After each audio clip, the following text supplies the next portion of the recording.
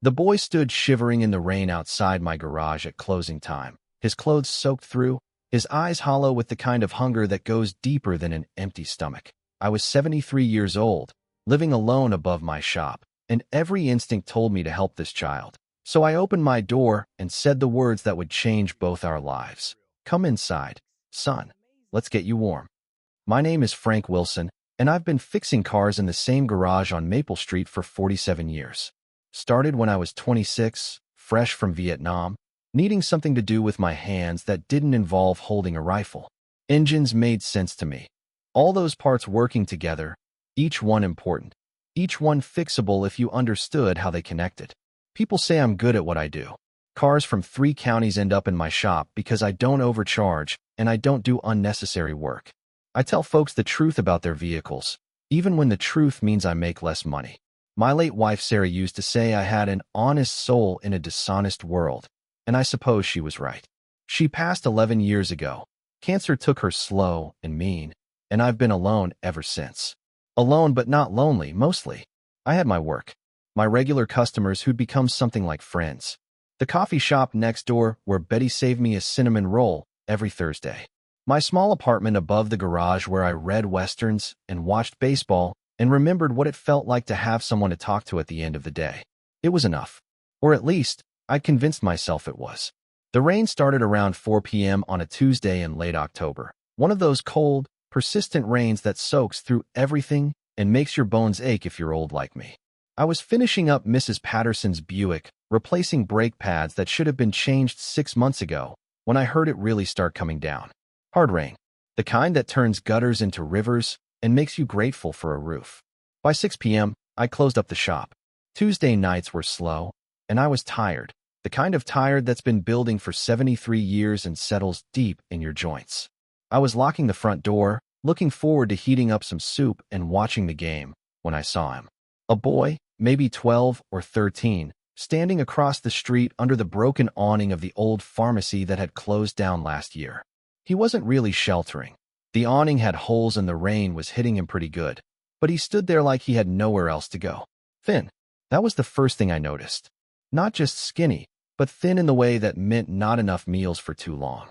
His clothes hung off him, jeans too big, held up with what looked like a piece of rope, a hoodie that might have fit him 2 years and 20 pounds ago, sneakers with holes. No jacket, no umbrella, just a kid in the rain. I should have minded my own business. That's what people do now, isn't it? See a problem and look away because getting involved is complicated and risky and might turn out badly. I'd lived long enough to know that good intentions don't always lead to good outcomes. But I also remembered being young and scared, coming back from Vietnam with nightmares and no job, and feeling like the world had forgotten I existed. I remembered the kindness of strangers, the mechanic who'd hired me when nobody else would, the neighbor who'd brought Sarah and me casseroles when we couldn't afford groceries, the doctor who'd treated Sarah in her final days even though we couldn't pay. Kindness had saved me more times than I could count. Maybe it was time to pay that forward. I crossed the street, my old knees complaining with each step, the rain soaking through my work jacket. The boy saw me coming and tensed, ready to run. His eyes were wary, dark brown, too old for his young face. Eyes that had seen things no child should see. "Hey there," I said, keeping my distance so I wouldn't spook him. "You got somewhere to be?" He shook his head slightly, not quite meeting my gaze. "Family?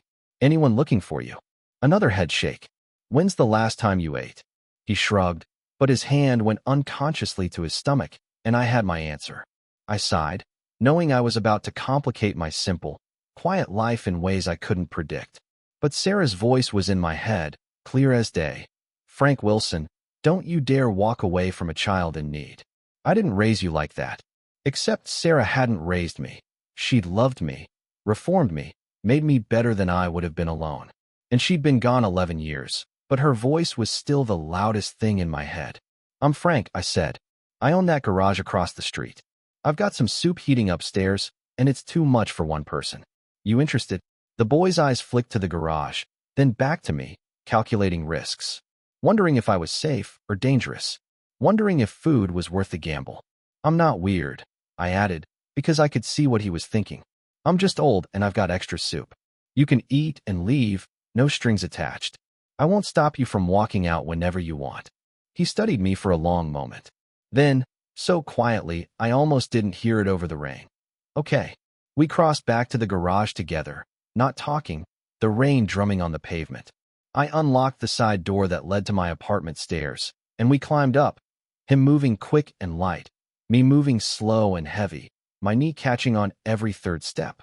My apartment was small but clean.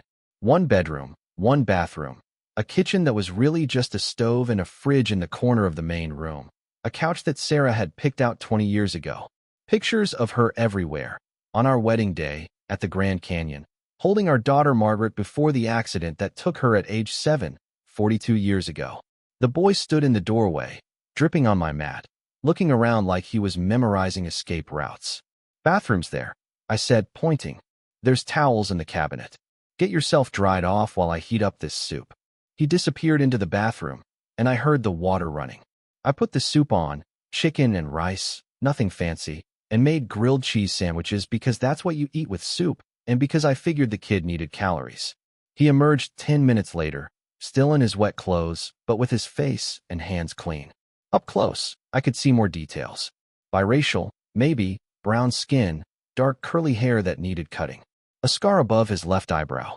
Bruises on his arms that looked like they came from gripping hands, not falls. And those eyes, so watchful, so careful. Sit, I said, gesturing to the small table by the window. Food's almost ready. He sat on the edge of the chair, ready to bolt. I brought over bowls of soup and plates with sandwiches, along with a glass of milk that he eyed like he hadn't seen milk in months. Go ahead, I said. Eat. He ate like he was starving, which he probably was. Quick, efficient bites, his eyes on his food, his body angled toward the door. I ate slower, watching him without making it obvious, my heart aching for whatever had brought this child to standing in the rain with nowhere to go. Have you ever helped someone without knowing their full story? Sometimes compassion means acting first and asking questions later. Share your thoughts in the comments. When he finished his first bowl, I refilled it without comment. He ate that too, slower this time, and 2 sandwiches. When he finally stopped, he looked almost sick from eating too much too fast. Thank you, he whispered. First words besides okay. You're welcome. I cleared the plates, giving him space. You got a name? Long pause. Then, Jesse. Jesse. Good name. I poured myself coffee and offered him some, but he shook his head. How long you been on the street, Jesse? His jaw tightened. Why do you care? Because you're a kid eating soup in my apartment, and I'd like to know if someone's looking for you. Parents? Foster family? Group home? Nobody's looking, Jesse said flatly. Nobody cares where I am. I doubt that. You don't know anything about me. His voice had an edge now, defensive. You don't know my life. You're right. I don't. But I know what it looks like when someone's running from something. And I know what it looks like when someone's given up hope. You got both those things happening, Jesse. He stared at his empty bowl. My mom's dead. OD'd 3 months ago. I was in foster care, but... He shrugged. Wasn't a good fit. So you ran. So I left. He looked up at me, challenging. You gonna call the cops? Send me back. I thought about it. The responsible thing would be calling child services, getting him back in the system, letting professionals handle this. But I'd seen enough of the system, both in foster care and in the VA, to know it didn't always help. Sometimes it just processed people without seeing them. And I saw Jesse. Really saw him. No, I said finally. I'm not calling anyone tonight. But we need to figure something out. You can't sleep on the street in this weather. Where you been staying? Around. Under bridges. Empty buildings. Wherever. That's not safe. I know. He said it matter-of-factly, like danger was just part of life now. I made a decision that probably wasn't smart, definitely wasn't legal, but felt like the only right thing to do. You can sleep on my couch tonight, I said. I've got extra blankets. In the morning, we'll talk about what comes next. But tonight, you stay here, stay warm, stay safe. Deal. Jesse looked at me with suspicion and hope warring in his face. Why would you do that? Because I got a couch nobody's using and you got nowhere to sleep. Seems simple to me. Nothing's simple, Jesse said. But he didn't argue when I brought out blankets and pillows and made up the couch. Bathroom's there if you need it, I said. I'm a light sleeper, so if you're thinking about stealing something and running, just know I'll hear you. I'm not a thief, Jesse said, offended. Didn't say you were. But we're strangers, and you're probably thinking about your options. I'm just letting you know I'm paying attention. I moved toward my bedroom. Get some sleep, Jesse. Morning comes early. I left my door open and lay in bed, listening to the rain and the creaking of my couch as Jesse settled in. I didn't sleep much. Kept expecting to hear the front door open. Kept expecting him to run. But he didn't. Around midnight, I heard his breathing even out into something like sleep. And I lay there thinking about Sarah, about our daughter Margaret, who would have been 49 now if she'd lived, about all the ways life surprises you when you think you've got it figured out. I'd woken up that morning as Frank Wilson, 73-year-old mechanic, living alone, content with his quiet life. I was going to sleep as Frank Wilson, 73-year-old mechanic, with a runaway kid on his couch and absolutely no idea what came next. But somehow, listening to that boy's peaceful breathing, I didn't feel alone anymore. And that was worth whatever complications tomorrow would bring. Jesse was still there in the morning. I half expected to find the apartment empty, the blankets folded neat, and a kid-shaped hole in my temporary compassion. But when I shuffled out of my bedroom at 6 a.m., old man hours, body won't let me sleep later. He was curled up on the couch, still asleep, looking younger and more vulnerable than he had the night before. I made coffee quiet, started eggs and toast, the sounds of morning routine. Jesse woke when I set a plate on the coffee table near him. "Morning," I said. "Figured you'd be hungry." He sat up slow, disoriented, then remembered where he was. His hand went to his pocket, checking for something. Phone maybe, or whatever few possessions he carried. Finding it still there, he relaxed slightly. "You're still here," he said, like he'd expected me to disappear. "It's my apartment. Where would I go?" I handed him the plate. "Eat up. Then we need to talk." We ate in comfortable silence. Or at least I was comfortable. Jesse was tense, waiting for the other shoe to drop, waiting for me to call the authorities or kick him out or demand something in return for the kindness. When we finished, I poured us both orange juice and sat in my recliner across from the couch. "Here's the situation," I said. "You're a minor. I'm an old man with a garage. By law, I should call child services, get you back in the system, let them handle this. That's the responsible thing." Jesse's face closed off. "So do it." "But," I continued, "I was your age once. Different circumstances, but same feeling, like the world didn't have a place for me. And I know the system doesn't always work. Sometimes it just shuffles people around without fixing anything. So what are you saying?" "I'm saying let's try something different. You stay here for a bit. Help out in the garage. Earn your keep. Give yourself time to figure out what you want to do next. When you're ready, we'll work on getting you back into a safe situation, whether that's foster care or finding family or something else." Just like that. Jesse's voice was suspicious. "You don't even know me." "No, I don't. But I know what it's like to need help and have someone offer it without conditions. Someone did that for me once. Maybe it's my turn to do the same. What if I steal from you? What if I'm trouble? Then you'll learn I'm not someone to steal from, and we'll deal with whatever trouble comes." I leaned forward. "Jesse, I'm not trying to save you.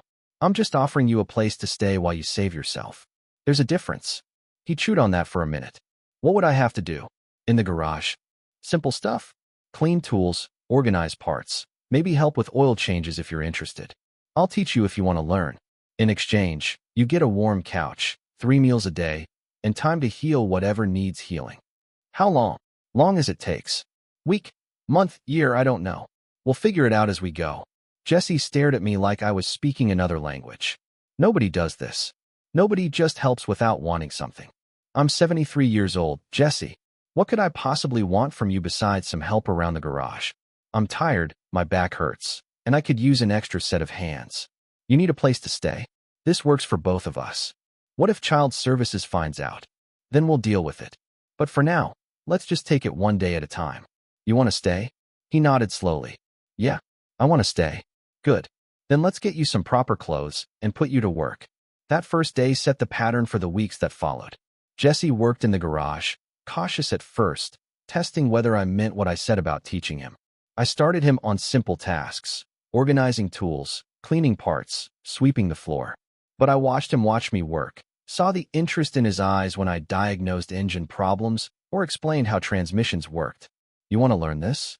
I asked on day 3, catching him studying the engine I was rebuilding. "Maybe," he said, trying to sound casual. "Come here then."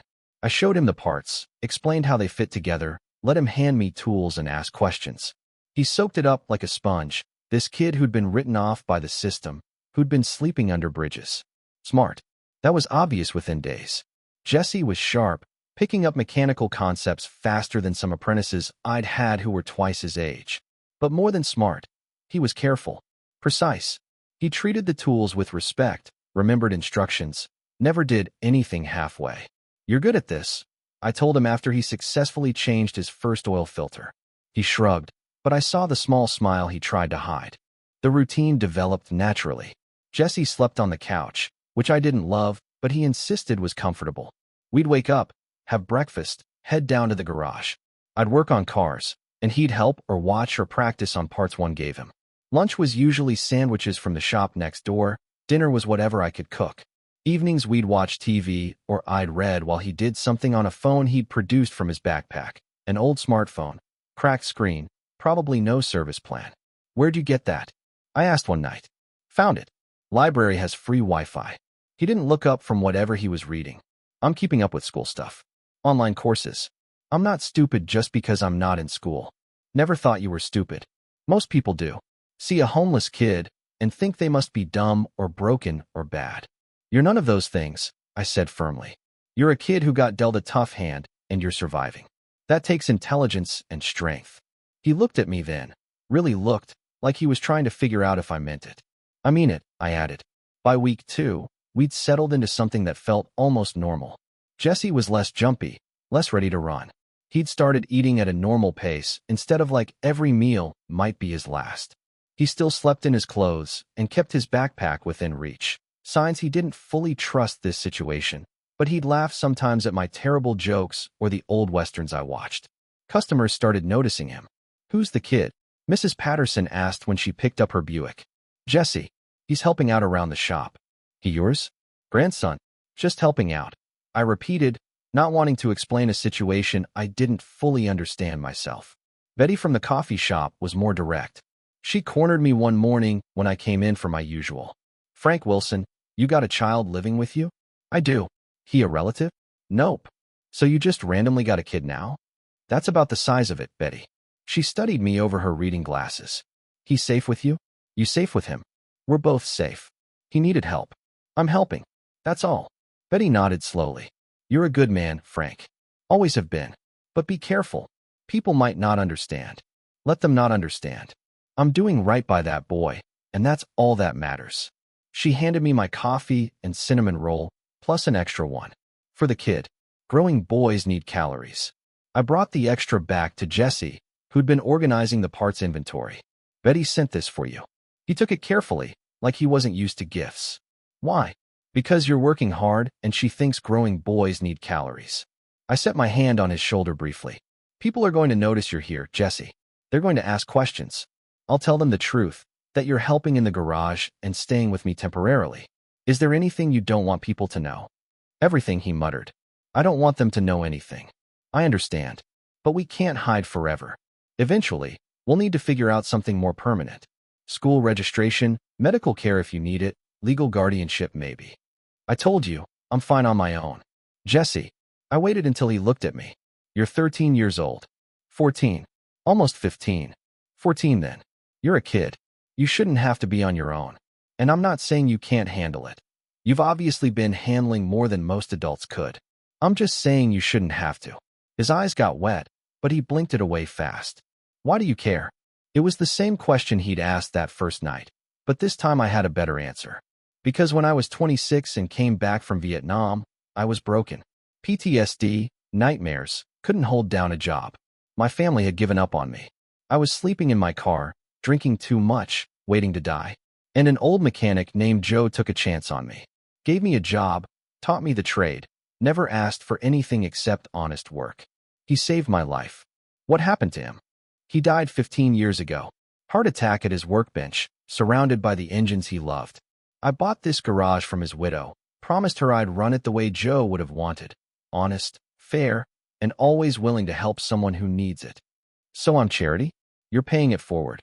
No, you're a kid who needs help, and I'm someone who can help. It doesn't have to be more complicated than that. Jesse was quiet for a long moment. Then, My mom used to say that people are either takers or givers. She was a taker. Took pills, took money, took everything from everyone around her. I promised myself I wouldn't be like that. You're not.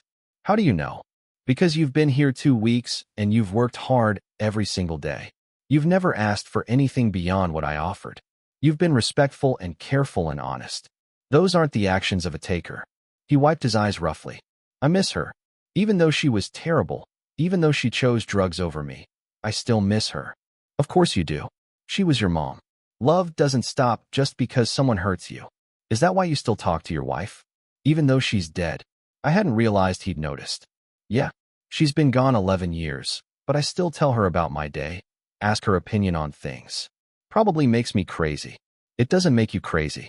It makes you human. Jesse straightened up. Okay, if people ask, you can tell them I'm staying here temporarily. But no social workers yet. Not until we have to. Deal. But Jesse, eventually we'll need to. I know.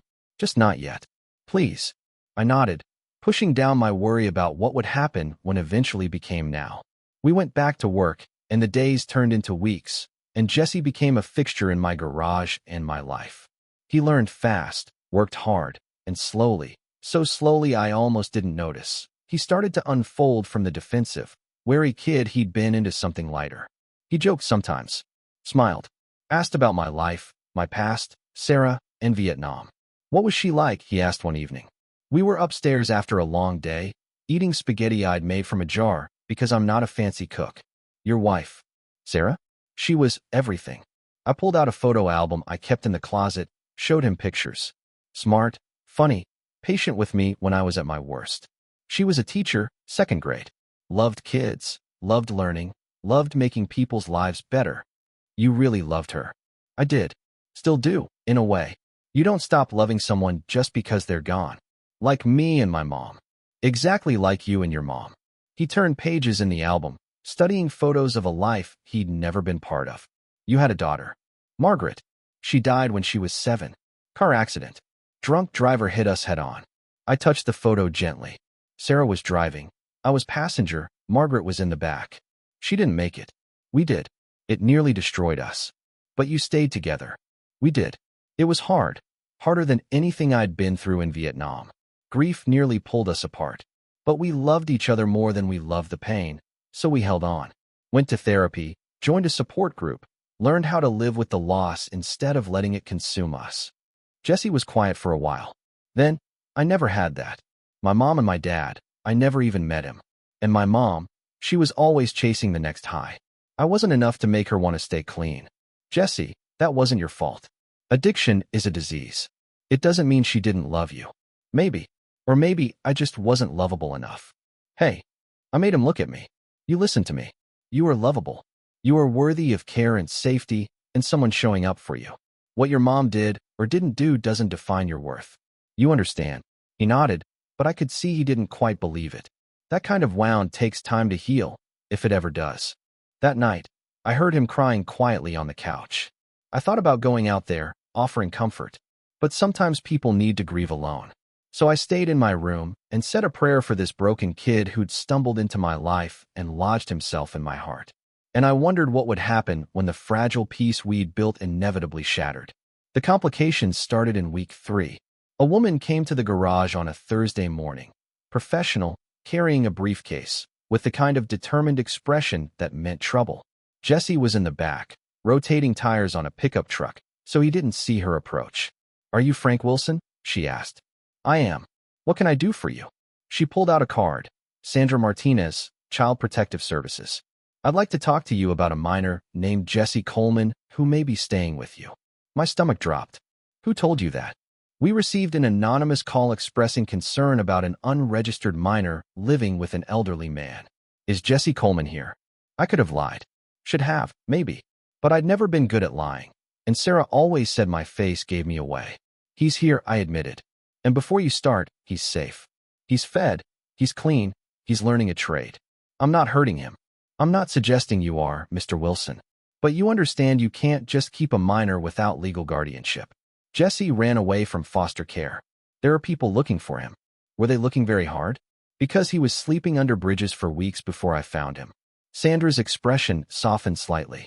I understand you want to help, but there are proper channels for this. Jesse needs to be back in the system where he can receive proper care. The system failed him. Maybe, but that doesn't mean you can keep him without legal authority. Jesse appeared from the back of the garage, wiping his hands on a rag. When he saw Sandra, his whole body went rigid. No, he said flatly. I'm not going back. Jesse, Sandra started. I said no. His voice rose. You can't make me. I'll run again. I'll disappear, and you'll never find me. Jesse, please, I said gently. Let's talk about this. There's nothing to talk about. He was panicking now, backing toward the door. I finally found somewhere safe, someone who actually cares, and you're going to rip me away and put me back in some house where nobody wants me, where they just collect the check and ignore me. Sandra's face was pained. It wasn't supposed to be like that. Jesse, I'm sorry your placement didn't work out, but we can find you a better one. You can't guarantee that, Jesse said, and his voice cracked. You can't promise it'll be better. But Frank, he looked at me with desperate eyes. Frank is good. He teaches me things. He feeds me. He talks to me like I matter. Please don't take me away from him. My heart was breaking. This kid who'd been so guarded, so careful, was begging to stay with me. And I realized somewhere in the past 3 weeks, he'd stopped being a charity project and become something more. Family, maybe, in the way that really matters. Sandra, I said carefully, what would it take for Jesse to stay here legally? What's the process? She sighed. You'd need to become a licensed foster parent.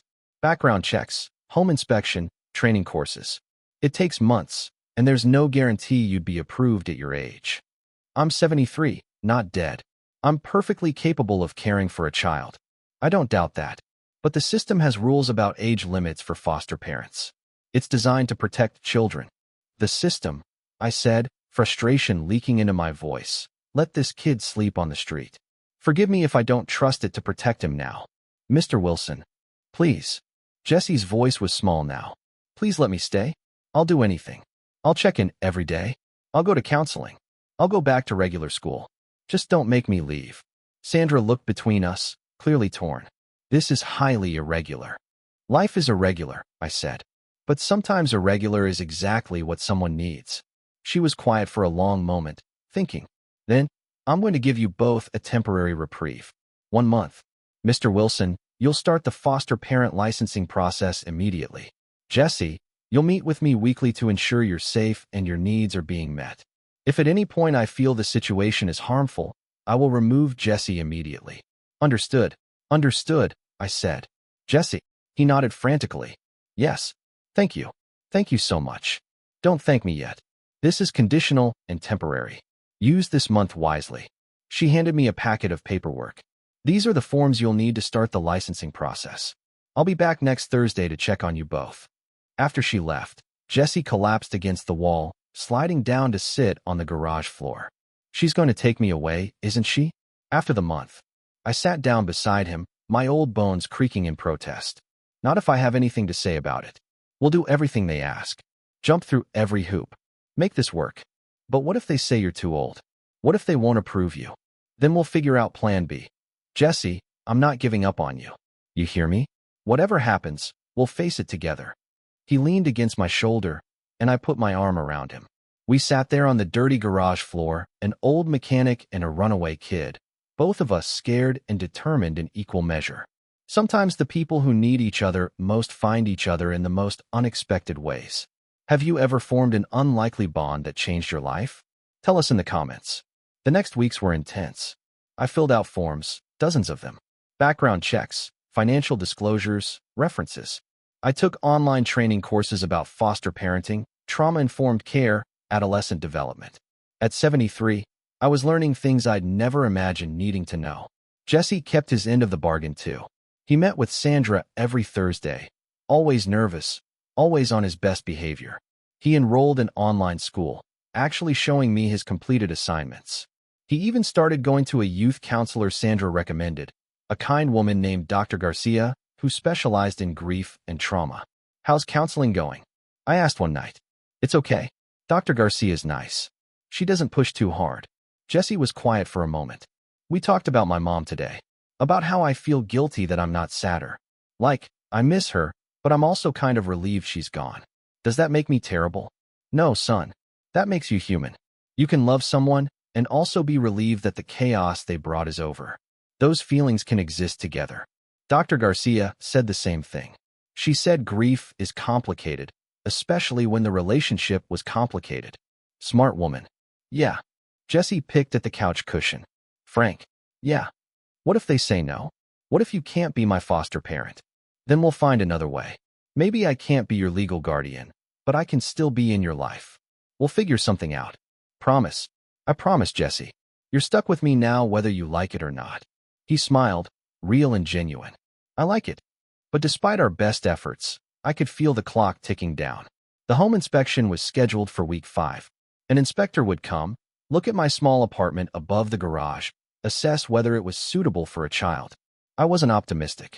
Your space is too small, Sandra had warned during one of her visits. Foster children are supposed to have their own bedroom. The couch situation is temporary at best. What if I renovated? Added a bedroom? That takes time and money. The inspection is in 2 weeks. I looked at my bank account that night. I had savings, enough to live comfortably in retirement, enough to keep the garage running. But building out a new bedroom in my apartment? That would take a chunk of my reserves, and there was no guarantee it would even matter. Still, Jesse was worth it. I called a contractor the next morning. I need a bedroom added to my apartment. Fast. Money's not the issue, time is. He came out that afternoon, looked at the space, did some measurements. I can do it. Won't be fancy, but it'll be functional. 3 weeks if we push. Too long. I need it in 2 weeks. Mr. Wilson, that's not realistic. I've got a kid depending on this. Make it realistic. He saw something in my face, desperation maybe, or determination, and nodded. Okay, I'll get a crew together. Work overtime. It'll cost you. I don't care. Get it done. Jesse watched the renovation with wide eyes. Contractors swarmed the apartment, knocking out a wall, framing in a small bedroom where my storage closet used to be. It was loud, chaotic, expensive, and worth every penny to see the look on Jesse's face when they installed a real bed, not fancy, but new and sturdy in his. You did this for me, he asked on day 10, standing in his almost finished bedroom. Of course I did. Every kid deserves their own space. But what if they still say no? Then you'll have a nice bedroom to visit when you come see me. I put my hand on his shoulder. Jesse, whatever happens with the foster system, you're family now. Family doesn't give up on each other. He hugged me then, quick and fierce and unexpected. I hugged him back, this kid who'd somehow become the grandson I'd never had, the second chance I didn't know I needed. The bedroom was finished with 2 days to spare. The inspection was scheduled for Friday at 2 p.m. Thursday night, Jesse and I cleaned until everything shined. We organized his new room, hung up the few clothes we'd bought him, made sure everything looked safe and appropriate and good enough. What if they find something wrong? Jesse asked, anxiety radiating off him. Then we'll fix it. But Jesse, we've done everything right. You've been doing great in school, going to counseling, following all the rules. I've completed all the training. We've got a proper bedroom now. This is going to work. You can't promise that. No, I admitted. But I can promise I'll fight for you no matter what happens. Friday morning came too fast. I was a wreck, hadn't slept, kept second-guessing every detail. Jesse was worse, throwing up twice from nervousness. At 1:55 p.m., we waited in the apartment, both of us silent, both of us terrified. The knock came at exactly 2 p.m. I opened the door expecting Sandra. Instead, there were 2 people, Sandra and a man in his 40s wearing an expensive suit, carrying a leather briefcase. Mr. Wilson, Sandra said, this is Richard Hartley. He's asked to be present for the inspection. Who's Richard Hartley? I asked, confused. The man extended his hand. I'm an attorney. I represent someone who has a vested interest in Jesse's welfare. My stomach dropped. Who? Richard glanced at Jesse, who'd gone pale. May we come in? This is a conversation best had sitting down. We sat around my small kitchen table. Me, Jesse, Sandra, and this Richard Hartley who'd appeared out of nowhere with his expensive suit and mysterious agenda. My heart was hammering. Jesse's leg bounced under the table, anxious energy he couldn't contain. Mr. Wilson, Jesse, Richard began, pulling papers from his briefcase. I represent a woman named Catherine Coleman. Jesse's head snapped up. That's my mom's name. It was your mother's name, Richard said gently. But this Catherine Coleman is your grandmother. Your mother's mother. The silence was thunderous. I don't have a grandmother, Jessie said flatly. My mom said her family disowned her. They don't want me. That was true, Richard admitted. Until recently. Mrs. Coleman didn't know about you, Jessie. Your mother left home at 18 after a significant falling out with her family. She never told them she had a child. When she died 3 months ago, the death certificate listed a next of kin, you.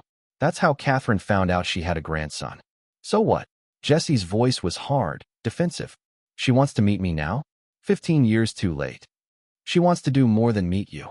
She wants to take custody of you. The world tilted. No, I said immediately. Absolutely not.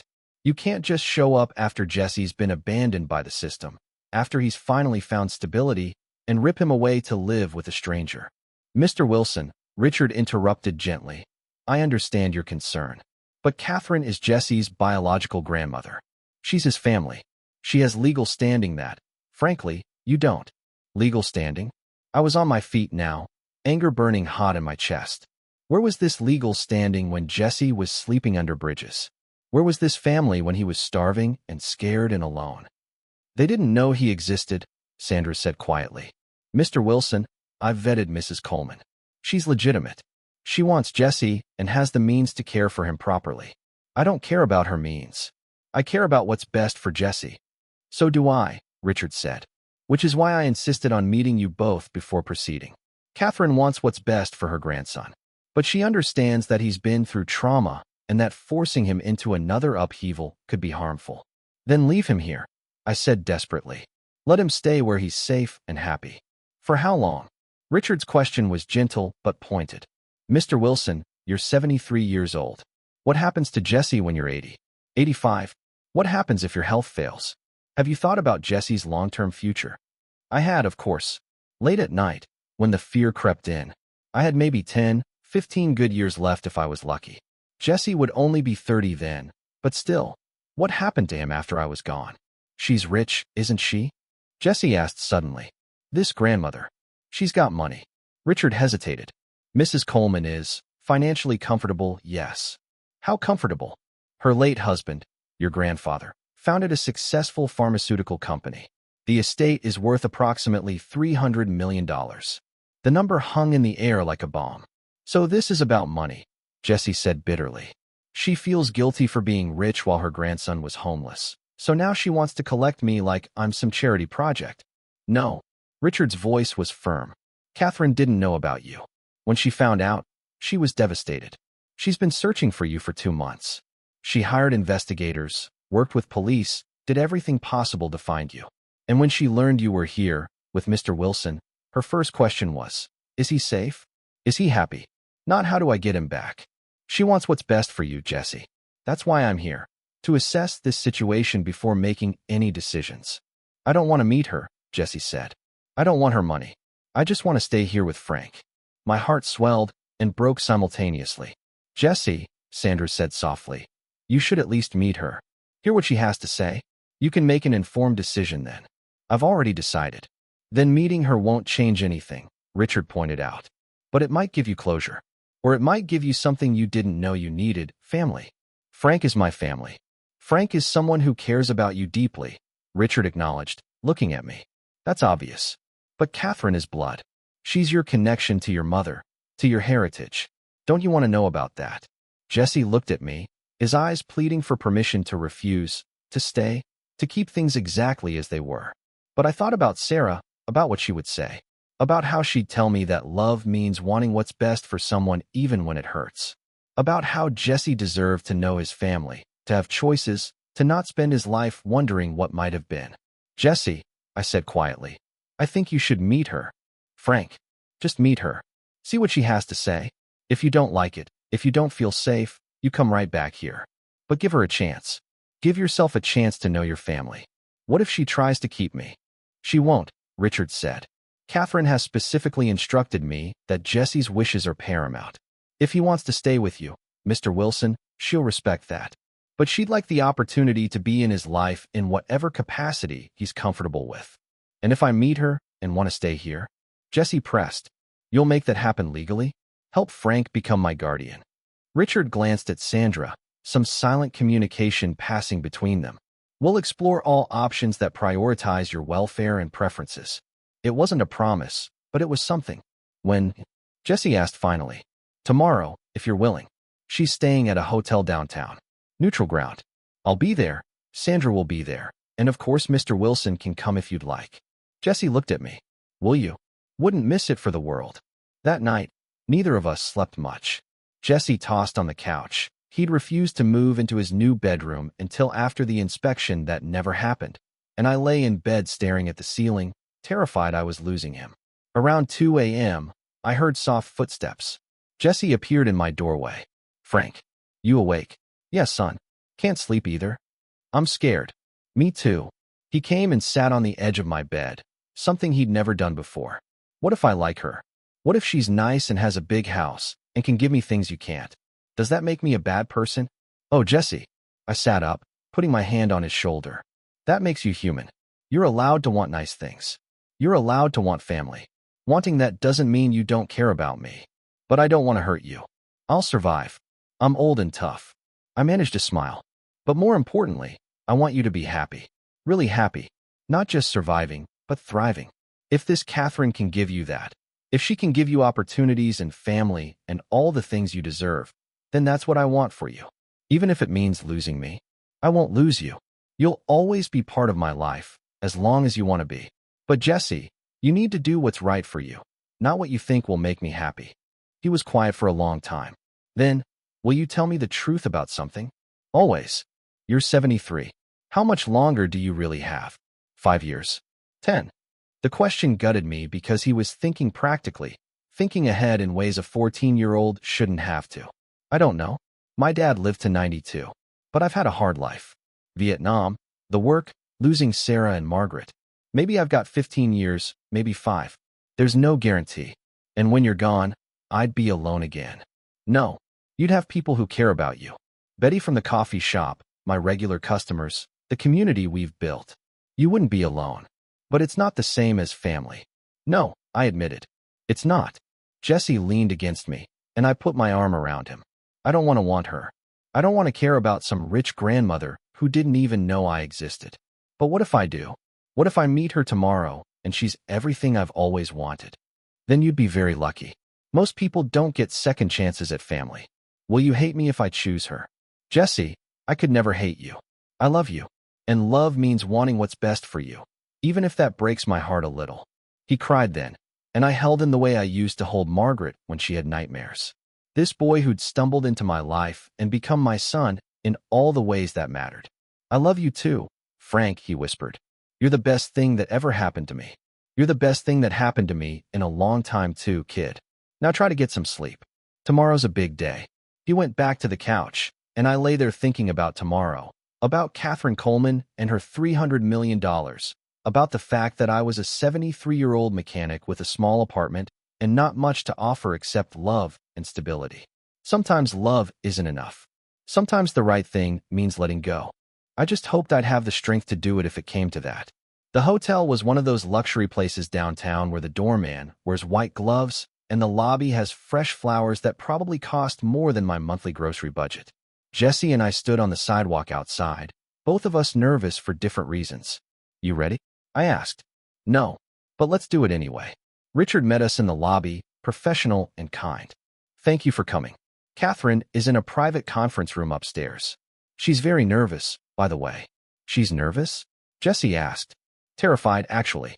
She's wanted to meet you since she found out you existed, but she's also terrified you'll hate her for not being there sooner. Good, Jesse muttered, but there was less heat in it than before. The conference room was elegant but not ostentatious. A large table, comfortable chairs, windows overlooking the city. And sitting in one of those chairs, hands folded in her lap, was a woman in her early 70s. Catherine Coleman was elegant in the way some women achieve through a lifetime of having money. Silver hair styled perfectly, expensive but understated clothing, jewelry that caught the light.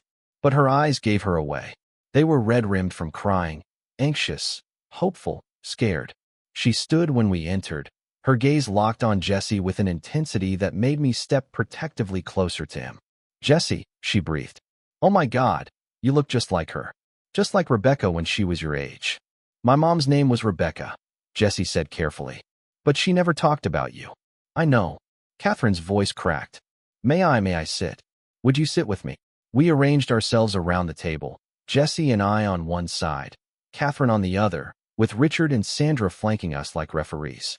I don't even know where to begin, Catherine said, looking at Jesse like she was afraid he'd disappear. I've practiced this conversation 1,000 times, but now that you're here, I can't remember any of it.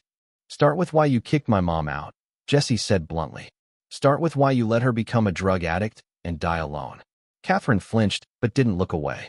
You're right. That's where I need to start. She took a shaky breath. Your mother and I fought when she was 18. She wanted to drop out of college, move across the country with a boyfriend I didn't approve of. I told her if she left, she was on her own. No money, no support, no contact. Why? Because I was a fool. Because I thought tough love would bring her back. Because I was so sure I knew what was best for her that I couldn't hear what she actually needed. Tears ran down Catherine's face now. She left anyway. And I was too proud, too angry to reach out. I convinced myself she'd come crawling back when she realized I was right. But she never did. Did you try to find her? Not enough. Not soon enough. I hired investigators a few times over the years, but they'd lose her trail, and I'd convince myself she was fine. She'd made her own choices. She'd contact me if she needed me. But she never did. And I let myself believe that meant she was okay. She wasn't okay, Jesse said, his voice hard. She was shooting up in abandoned buildings. She was trading food stamps for drugs. She was dying slowly, and nobody cared. I know. And I will live with that guilt for the rest of my life. Catherine leaned forward. Jesse, I can't change the past. I can't bring your mother back or undo the years you suffered. But I can be here now. I can be the family you deserve to have all along. You don't even know me. You're right. But I want to. More than anything. Catherine pulled out a photo album, different from the one Richard had shown before. These were older pictures. This was Rebecca at your age. Same eyes, same expression. She was brilliant and stubborn and so full of life. Jesse studied the photos, his face unreadable. She never showed me pictures of when she was young. Said she didn't want to remember. I have hundreds of them. Thousands, probably. Your whole family history. Your grandfather, your great-grandparents, cousins, aunts, uncles. You have family, Jesse. People who would love to know you exist. Why? Because I'm the long-lost grandson? Because it's some exciting story for them. Because family matters, Catherine said simply. And your family? Jesse looked at me, seeking guidance. I wished I knew what to tell him. What do you want from me? He asked Catherine. If I say yes to knowing you, what happens? Whatever you're comfortable with. We can start slow, phone calls, visits, getting to know each other. Or if you want, you could come live with me. I have a house outside the city, plenty of space, good schools nearby, all the support you'd need. And Frank. Catherine looked at me for the first time, really looked at me. Mr. Wilson, I can never thank you enough for what you've done for my grandson. You saved him when no one else did. You gave him safety and care and love. I'm not trying to replace you or erase what you mean to him. But you want to take him, I said. I want to give him opportunities, she corrected gently. The best education, healthcare, therapy if he needs it, a stable home with family. But I also understand that you're important to him. That you've become his family too. I'm not asking him to choose between us. How does that work? Jesse asked. How can I have both? Any way you want it to, Catherine said. Maybe you live with me, but visit Frank regularly. Maybe you stay with Frank and I visit you. Maybe we all figure it out together as we go. There's no rule book for this situation. Richard cleared his throat. We've discussed the legal options. If Catherine becomes Jesse's legal guardian, she can still arrange for Mr. Wilson to have an active role in his life, regular visits, involvement in decisions, whatever Jesse wants. But Frank wouldn't be my guardian anymore, Jesse said. No, Richard admitted. Catherine would have legal custody. But Jesse, you'd still be able to see Mr. Wilson. That relationship doesn't have to end. Jesse was quiet for a long time, thinking. I could see the war happening inside him. The pull of family and opportunity versus the safety and stability he'd found with me. Can I think about it? He asked finally. Not decide right now. Of course, Catherine said. Take all the time you need. I'm not going anywhere. And Frank. Jesse looked at me. You'll help me figure this out? You won't be mad if I choose her. Never, I promised. I'll help you figure this out. and I'll support whatever decision you make. After the meeting, Jesse and I went back to the garage. We didn't talk in the car, both of us processing what had just happened. Back in the apartment, Jesse collapsed on the couch, his couch, where he'd been sleeping for 5 weeks now. She seems nice, he said finally. She does. And she has money. Like, a lot of money. She could send me to any college I wanted. She could give me things you can't. True. So I should choose her, right? That's the smart thing. I sat down beside him. The smart thing is choosing what makes you happy. Jesse, I want you to have every opportunity in the world. If Catherine can give you that, if she can give you family and stability and a future, then that's wonderful. But I'd miss you. I'd miss you too. But Jesse, I'm old. In 10 years, I'll be 83. I might not even be here anymore. Catherine can give you decades of family, of support, of being there for you in ways I physically can't. So you think I should choose her? I think you should choose what's best for you. And maybe, I took a breath, forcing myself to say it. Maybe what's best for you is having a grandmother who can give you everything I can't. Jesse leaned against me, and we sat there as the light faded outside. My heart was breaking, but I knew this was right. This was what love looked like, letting go so someone could soar. I love you, Frank, Jesse said quietly. I love you too, son. Always will. The choice and the future. 3 days later, Jesse asked for a meeting, Catherine, Richard, Sandra, and me, back at the hotel. This time, Jesse sat at the head of the table, no longer a scared kid, but someone who'd thought hard about his future. I've made a decision, he said, his voice steady.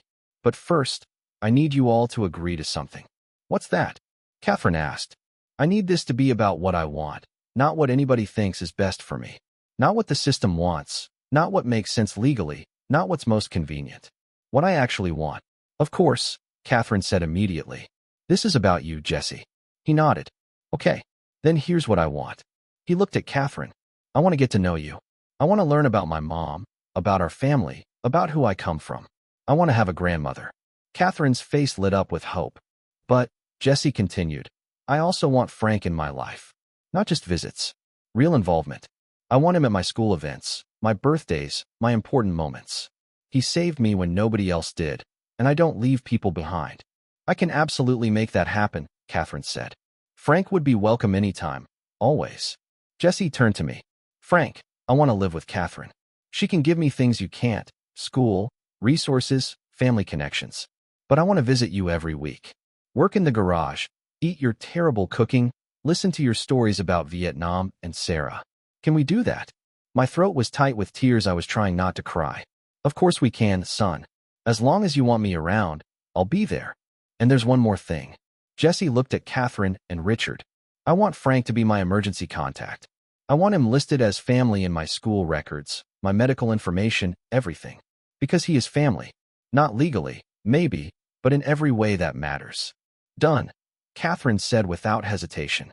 Jesse, I'm not trying to erase Frank from your life. I'm just trying to be part of it too. Then we have a deal. Jesse extended his hand to his grandmother, very formal and adult. Catherine took it, tears streaming down her face. Thank you for giving me a chance. I promise I'll do everything I can to be the grandmother you deserve. The next weeks were a whirlwind of arrangements. Catherine enrolled Jesse in one of the best private schools in the area. She set up therapy sessions with Dr. Garcia 3 times a week. She took him shopping for clothes and supplies and all the things a 14-year-old needs. But true to her word, she included me in everything. I went with them to tour the school. I helped Jesse pick out his new room in Catherine's sprawling house. A real house with a yard and multiple floors and more space than any one person should need. It's too big, Jesse said when Catherine first showed it to him. I'll get lost. You'll fill it with life, Catherine said. With friends and noise and all the things that make a house a home. And Frank, you're welcome here anytime. I mean it. This is Jesse's home, which means it's your home too. Moving day came faster than I wanted. We packed up Jesse's few belongings from my apartment, the new clothes we'd bought, the books he'd been reading, the tools I'd given him for working on engines. This feels wrong, Jesse said, standing in the empty bedroom we'd built for him. Like I'm abandoning you. You're not abandoning me. You're growing up.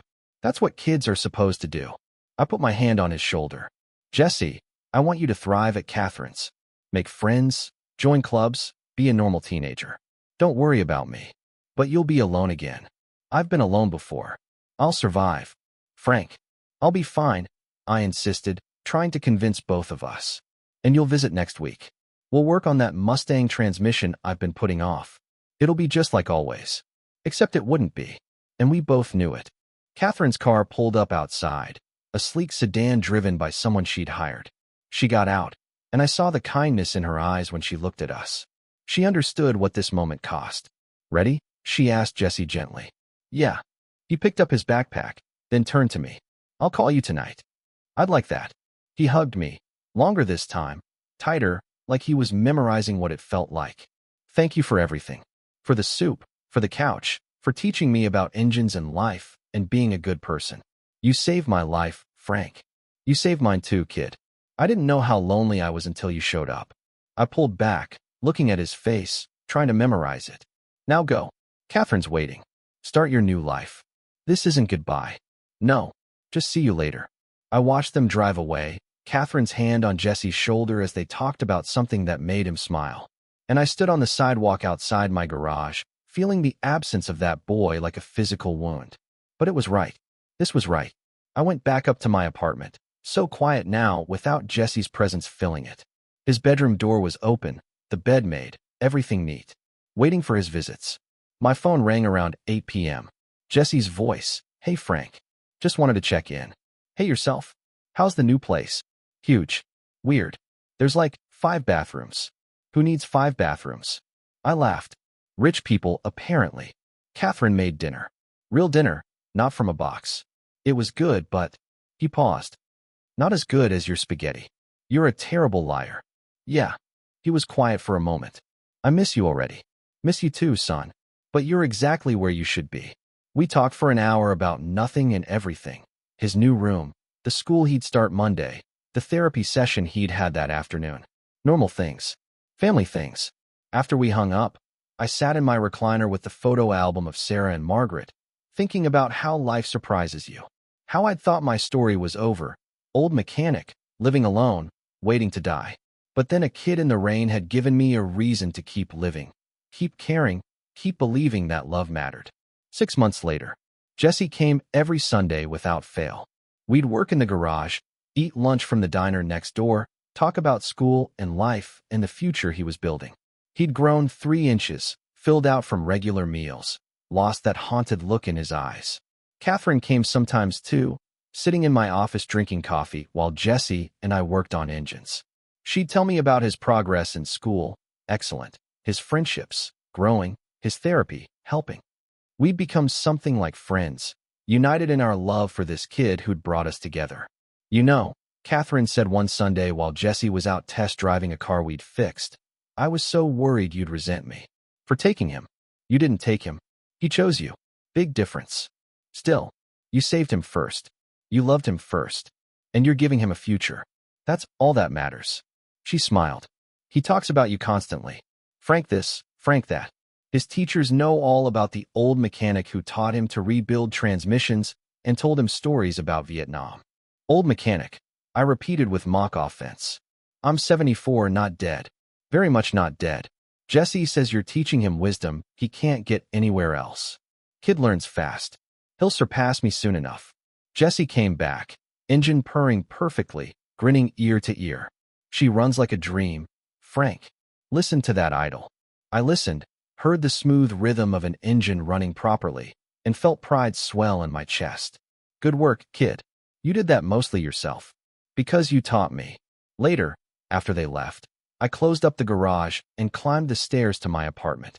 It was still quiet, still empty except for me. But I wasn't lonely anymore. I had Sunday visits, daily phone calls, school events where I sat next to Catherine and cheered for Jesse, holidays where I was welcomed into their home like family. I'd thought helping that kid in the rain would be a one-time act of compassion, a good deed done and forgotten. But it had become something more, a connection that transformed both our lives. Jesse had a grandmother now, a real family, opportunities one could never have given him. And I had a grandson, not by blood, maybe, but by choice, which sometimes means more. That night, I pulled out my photo album and added new pictures. Jesse working in the garage, Jesse and Catherine at his school play, Jesse blowing out candles at his 15th birthday with both of us there. Sarah's picture smiled at me from the page, and I could almost hear her voice. You did good, Frank. You gave that boy a chance, and look what he became. We did good, I corrected out loud. He saved me just as much as I saved him. My phone buzzed. A text from Jesse. Got an A on my history project. The one about Vietnam. Used your stories. Thanks for helping. Love you, Frank. I typed back. Proud of you, son. Love you too. And sitting in my quiet apartment above the garage, with the smell of motor oil and the memory of Sarah's voice, I felt something I hadn't felt in 11 years. Complete. What act of compassion changed your life or someone else's forever? Share your story in the comments. Sometimes kindness creates ripples we never see coming. My life wasn't over. It had just made room for something unexpected and beautiful. A boy who needed saving and an old man who needed a reason to keep going. We'd saved each other. And that was the best thing either of us could have done.